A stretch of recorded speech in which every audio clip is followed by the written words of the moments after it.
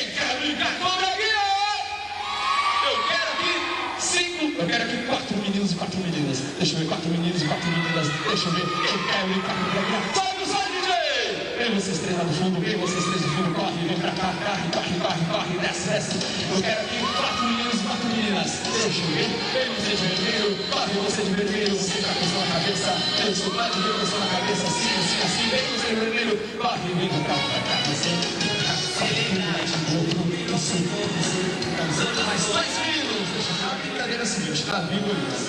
Davi era pequenininho assim. Abaixa todo mundo, abaixa. Davi era pequenininho assim. E ele derrotou a Golias, que era grandão assim. Davi era pequenininho assim. E derrotou a Golias, que era grandão assim. Eu vou contar 3. Quando eu falar Davi, eu quero ver todo mundo pra baixo.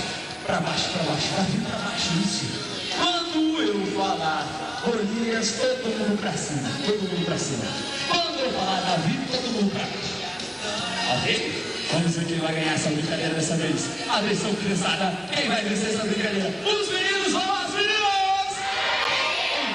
1, 2, 3, vai! Davi, Golias. Davi, Golias. Saiu os que abaixaram, que fez. Tem que prestar atenção no que eu falo, sabe por quê, pessoal?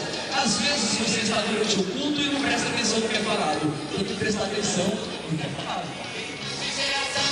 Golias. Davi, Golias.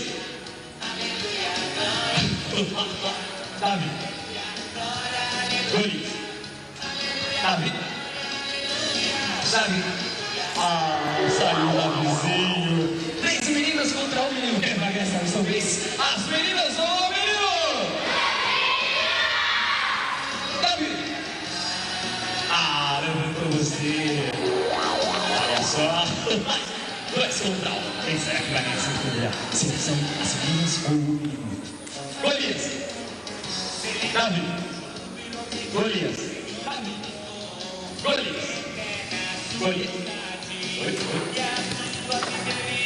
Davi.